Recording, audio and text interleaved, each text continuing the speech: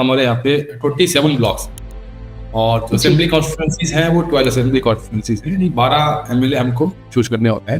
Force को हमें एक जगह स्टैटिक करना पड़ता है। हमारी फोर्स जो है, जैसे मेरे यहाँ पे अगर 125 कंपनीज आई थी, किस तरह के अरेंजमेंट में सभी कंपनीज को मिनिमम चलना पड़ेगा। ये बहुत छोटा सॉफ्टवेयर है, ये अगर हम लोग बनाने बैठेंगे तो ये बहुत छोटा सा काम है। एक तरीका ये है कि हम लोग फील कराएं वोटर्स को कि वो सेफ है, कि बूथ पे जाने वाला हर एक आदमी, चाहे वो पोलिंग पार्टी मेंबर हो, चाहे वो माइक्रो ऑब्जर्वर हो, चाहे वो सीसीटीवी लगाने वाला हो, चाहे वो बाकी मोबाइल रखने वाला हो, मोबाइल होल्डर हो, सबको हम लोग वो चीज देते हैं। उसके पोलिंग पार्टी के नंबर्स ये है और उसका रास्ता ये है, उसका QR कोड जीपीएस लोकेशन का ये है, आप क्लिक करिए, आप चले जाइए। जैसे एक ने गारमेंट का वो स्टार्ट किया था, एक ने इंटीरियर डेकोरेशन का स्टार्ट किया था, और उनके बाद मैं 2-2 घंटे उनके जो उनका जायंट रूम में छोटा सा सेटअप लगाया और बैठ के आया हूँ। In India, elections are viewed like a great festival. हम ये देखते हैं कि जब भी इलेक्शंस का टाइम आता है तो उन जगहों पर एक अलग ही चहल पहल सी मच जाती है एंड हर एक वोटर अपना राइट टू वोट एक्सरसाइज करने के लिए और अपनी उंगली पर वो नीली स्याही लगवाने के लिए एक्साइटेड रहता है। बट जो लोग इस पूरे इलेक्शन प्रोसेस को कंडक्ट करते हैं और उन्हें सुपरवाइज कर रहे होते हैं, उन पर एक बड़ी जिम्मेदारी होती है इस इलेक्शन प्रोसेस को फ्री, फेयर एंड पीसफुल तरीके से कंडक्ट करना। एंड ऐसी ही एक कहानी बिहार की डिस्ट्रिक्ट ईस्ट चंपारण से निकलकर आ रही है, जहां हाल ही में हुए असेंबली इलेक्शंस बहुत ही पीसफुली कंडक्ट करवाए गए through an interesting technological intervention. And इस एफर्ट के पीछे जिनका हाथ रहा वो आज हमारे साथ यहाँ प्रेजेंट है। Today we have with us IAS Saurabh Jorwal, district magistrate and collector of East Champaran. First of all, thanks a lot, sir, for giving us the time for this exclusive interaction under our Good Governance series. Thank you so much for being here with us today. And for the purpose of this interview, sir, I've divided the questions into 2 segments. पहले हम focus करेंगे the initiatives that you took recently in East Champaran during the election process. बहुत ही interesting एक technological intervention निकल के आया है CAPF deployment system के लिए, which is simple yet very interesting and unheard of kind of an intervention.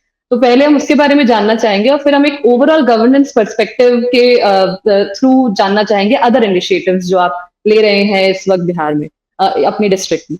So without any further ado, I will just dive right into the question, sir. If you would like to mention something before that, you are welcome to do that, sir. Thank you. हम लोग जब election की बात कर रहे हैं तो मैं थोड़ा इसका स्केल जरा सा ब्रीफ करना चाहता हूँ कि कैसे जी बिल्कुल इसको देख सकते हैं. जैसे ईस्ट चंपारण के अंदर हमारे यहाँ पे 27 ब्लॉक्स और जो असेंबली कॉन्स्टिट्यूंसीज हैं वो 12 असेंबली कॉन्स्टिट्यूंसीज हैं, यानी 12 एमएलए हमको चूज करने होता है. जो पार्लियामेंट इलेक्शन होता है उसके अंदर हम यहाँ पे 3 पार्लियामेंट्री कॉन्स्टिट्यूंसीज को टच करती है, 2 कंप्लीट है और 1 कंप्लीट है, 2 हाफ है. अब इलेक्शन के दौरान हम लोगों को जो स्पेशल चैलेंज आता है उसके बारे में बताता हूँ कि हमारे यहाँ पे किसी भी जिले में, सभी जिलों में जितने भी एम्प्लॉय काम करते हैं, जैसे ईस्ट चंपारण के अंदर वो नंबर होगा लगभग 35,000. तो कभी ऐसा नहीं होगा किसी और एक्साइज के अंदर कि सभी एम्प्लॉयज एक साथ एक ही काम कर रहे होंगे. सारे 35,000 एक साथ एक काम नहीं करेंगे. 50 डिपार्टमेंट्स है, सब लोग अपने डिपार्टमेंट का काम करते हैं, अपनी स्कीम को फॉलो करते हैं, जो भी सर्विसेज उनको डिलीवरी करते हैं.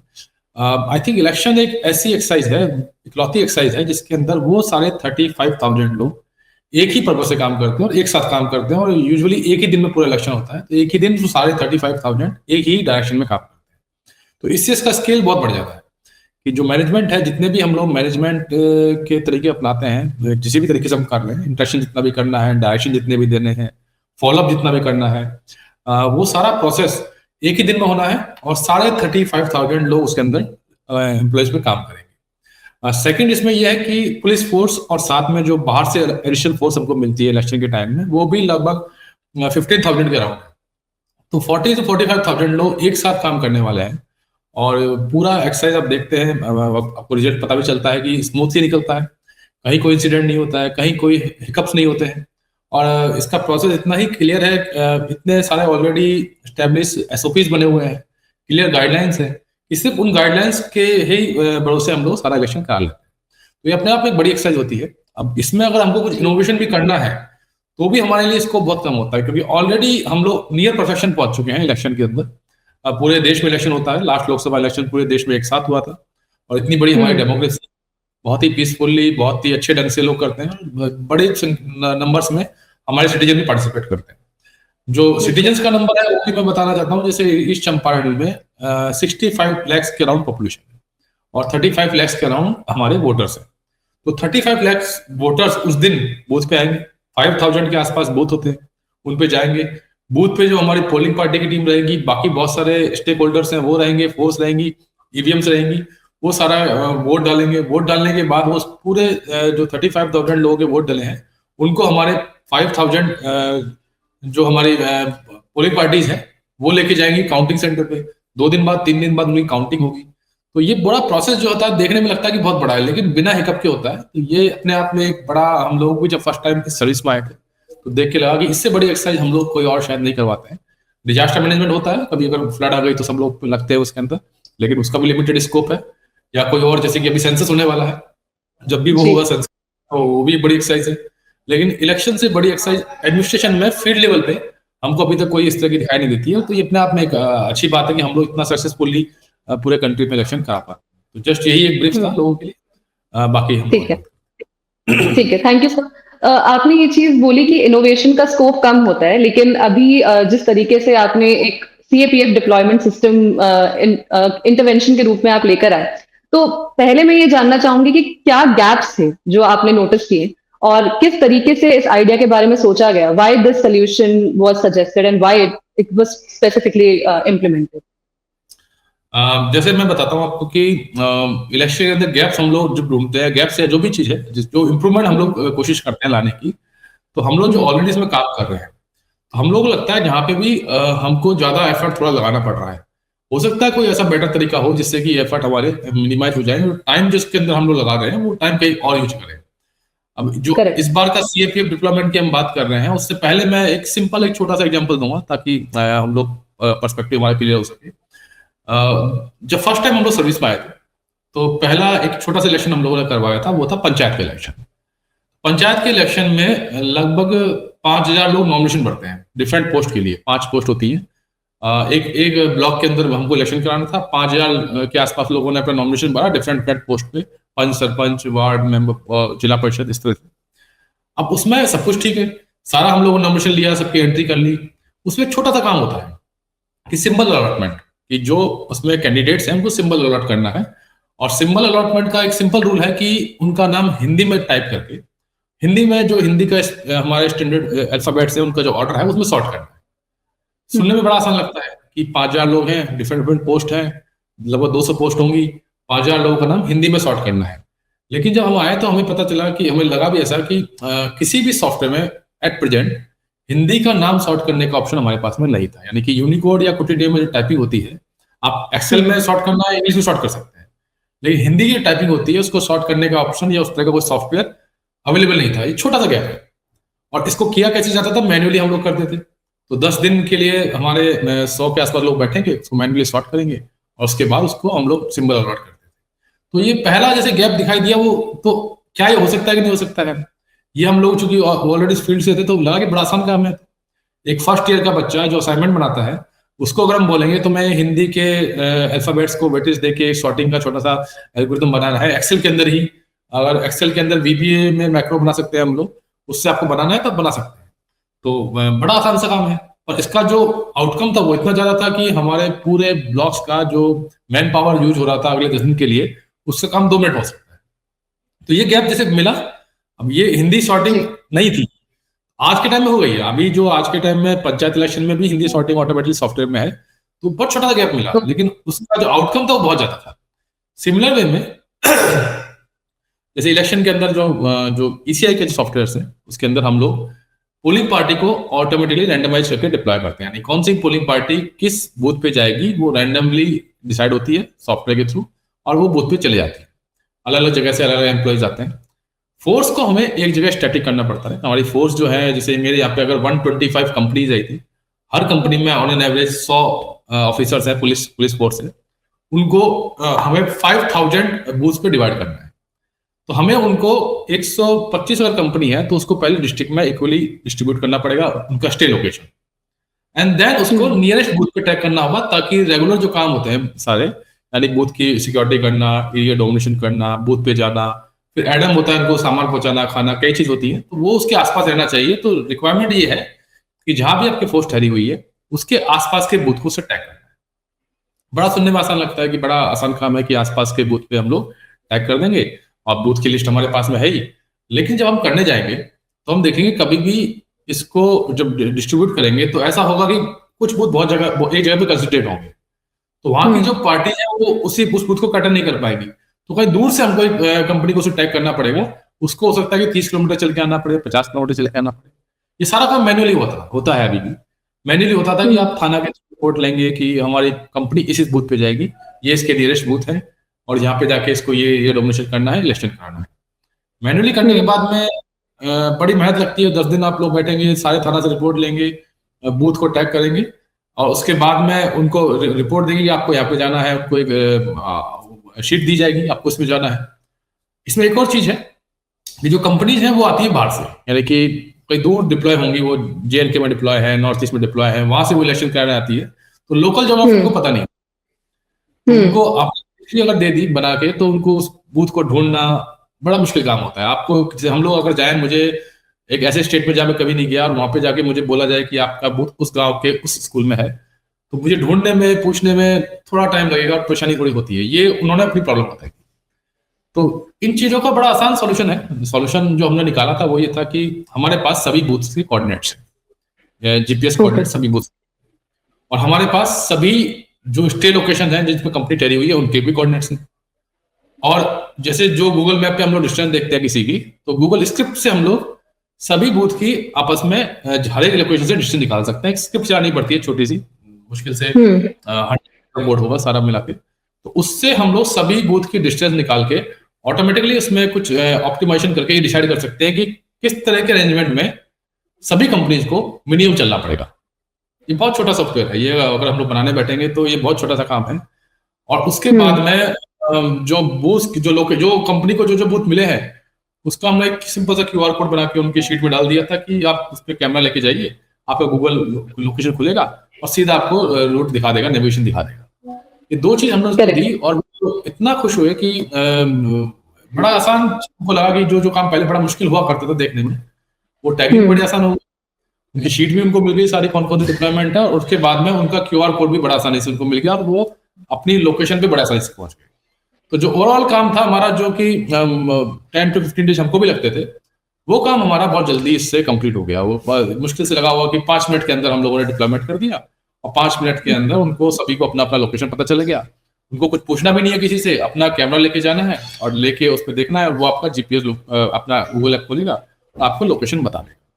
तो ये एक बहुत छोटा सा इंटरवेंशन था यार, लेकिन इसका आउटकम था वो हमारा मैन पावर, हमारा फ्यूल रिक्वायरमेंट, हमारा ओवरऑल मैनेजमेंट बड़ा ही आसान से हो गया। तो इस तरह के छोटे छोटे इंटरवेंशन हम लोग करते थे जो जिससे कि प्रॉप आती।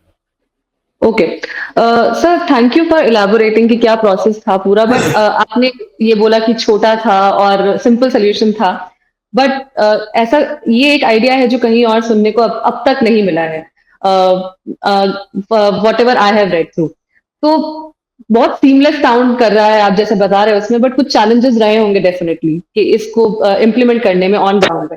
तो अगर मैं आपसे पूछूं कि कुछ मेजर चैलेंजेस इसको इम्प्लीमेंट करने में क्या रहे ग्राउंड पे, तो अब क्या बताना चाहेंगे आप उसके बारे में? मैं जैसे मेजर चैलेंजेस बताऊंगा कि कोई भी जैसे हम लोग सॉफ्टवेयर में जब काम करते हैं तो जो हमारा इनपुट डेटा है, आप एल्गोरिथम अच्छा बना लेंगे, उसको चेक कर लेंगे, टेस्टिंग कर लेंगे, जो इनपुट का डेटा है उस पर हमें डिपेंडेंसी है जो फील्ड से आता है। यानी कि अगर हमारे बूथ के कोऑर्डिनेट्स एकदम एक्यूरेट हैं और हमारी स्टे लोकेशन कोऑर्डिनेट्स एक्यूरेट हैं, 100-200 मीटर ऊपर नीचे हो सकते हैं, वो कोई बात नहीं है, पर अगर आसपास भी है तो हम लोग ऑप्टिमाइज वे में उनका डिप्लॉयमेंट कर सकते हैं। लेकिन कभी कभी क्या होता है कि कोऑर्डिनेट्स लेने में, कोऑर्डिनेट्स को एंट्री करने में थोड़ी थोड़ी मिस्टेक्स हो जाती है। जैसे एक कोऑर्डिनेट्स मैंने देखा, हम सारे चेक करते थे कि कौन सारे कोऑर्डिनेट्स हमने चेक किया था, किसी का कोऑर्डिनेट्स हो सकता है कि बगल वाले जिले का दिखा रहा है, जो आदमी ने उसको रिकॉर्ड किया है हो सकता है कि उसने कहीं और का एंट्री कर दिया। तो छोटे छोटे इश्यूज हैं जिनको कि हम लोग एक वेरिफिकेशन करके हम लोग चेक कर सकते हैं। बाकी ये सॉफ्टवेयर बड़ा ही रोबस्ट है, कोई भी यूज कर सकता है और बड़ा ही आसान है। ऐसा भी नहीं है कि बहुत कॉम्प्लिकेटेड सॉफ्टवेयर है।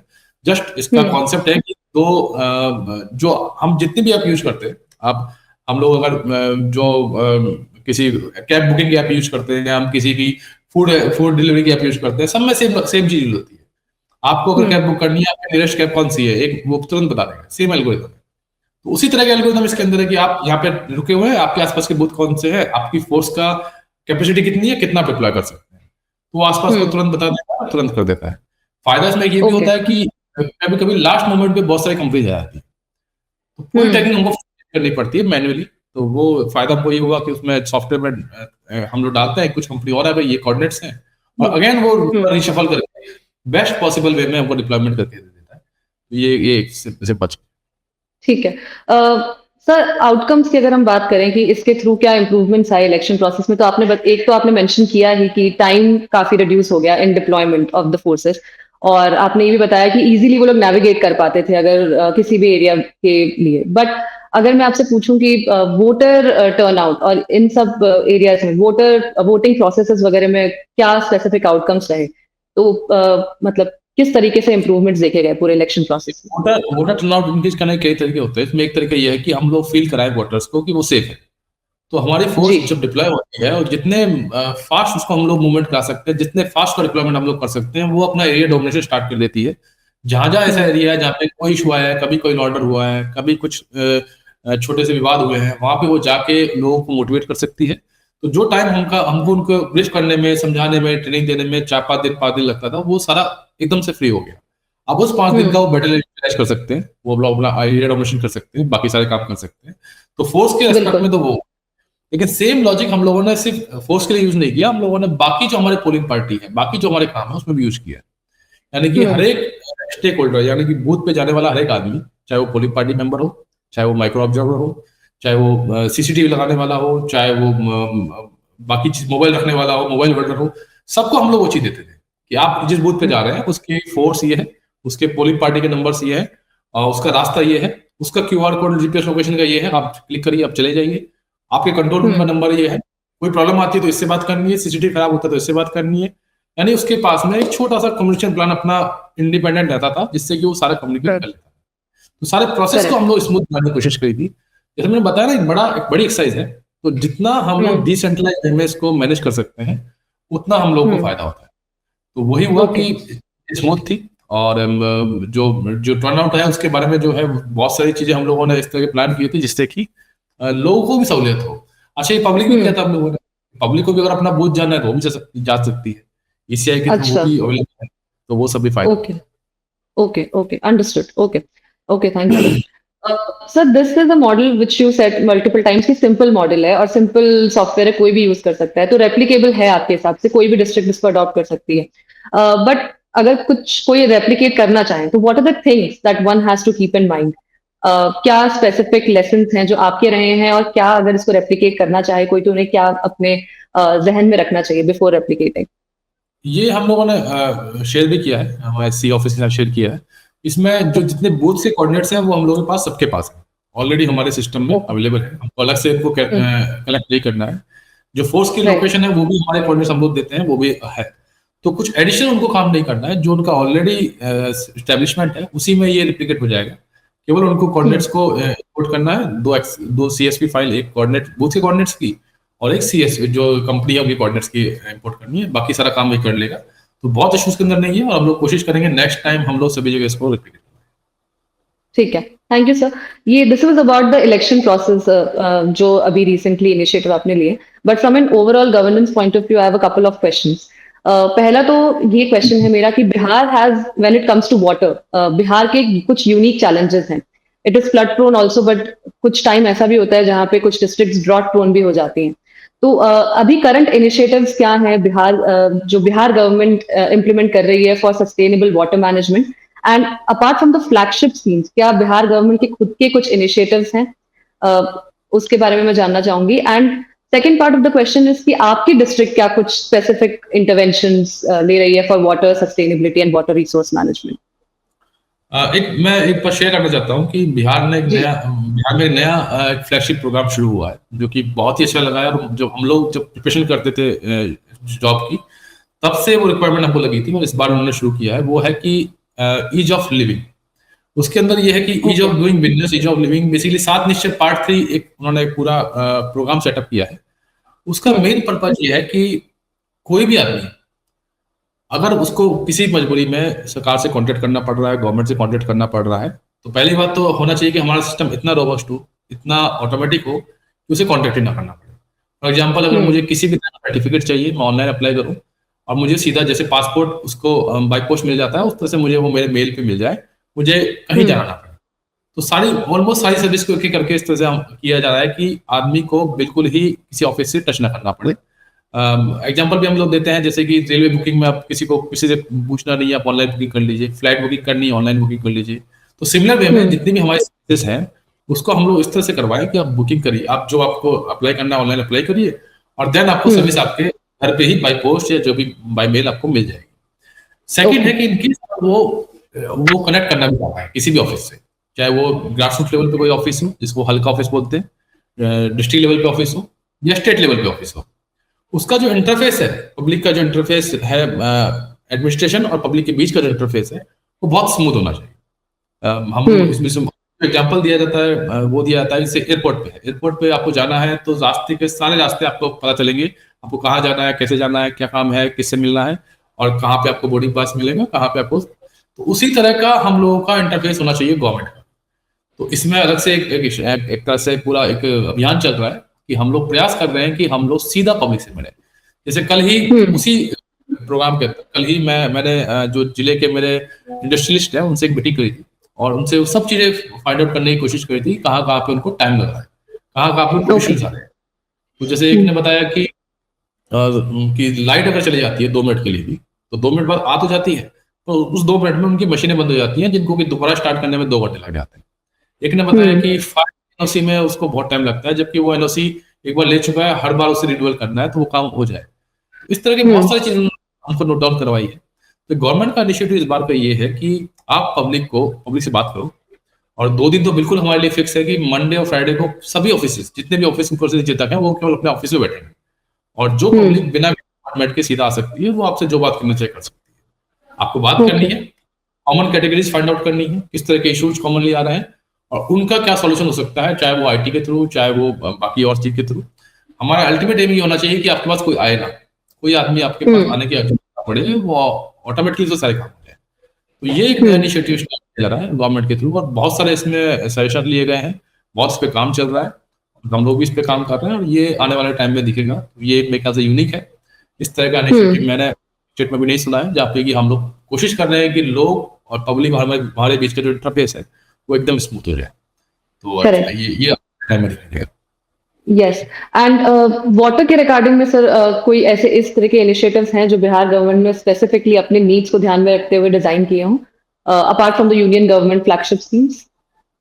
जो यूनियन गवर्नमेंट की स्कीम थी, उससे पहले हमारे यहाँ भी एक स्कीम चली थी, जल जीवन हरियाली इसका नाम था, और उसी स्कीम को बाद में जल शक्ति अभियान में चला। अभी आप देखेंगे तो ईस्ट चंपारण में वो जो जल शक्ति अभियान चला था, उसके अंदर भी हम लोगों का काफी अच्छा परफॉर्मेंस था, उसमें भी हमको रिकॉग्नाइज किया गया था, और अभी आने वाले टाइम में भी हमारी जो परफॉर्मेंस है वो ठीक चल रही है। बिहार में दो, नॉर्थ बिहार साउथ बिहार, 2 जगह है। जैसा आपने बताया कि साउथ बिहार में कभी कभी ड्रॉट पड़ जाता है, मैं वहां भी पोस्टेड रहा था, और नॉर्थ बिहार में फ्लड का इशू आता है। तो फ्लड में हम लोगों ने बहुत काम किया, फ्लड के हमारे एसओपीज बहुत ही क्लियर थे। आप कभी नहीं सुनेंगे कि बिहार का फ्लड मैनेजमेंट में कोई इशू आया है, ये क्योंकि हम लोग को इसको फेस करना पड़ता है, हमारी टीम ट्रेंड है।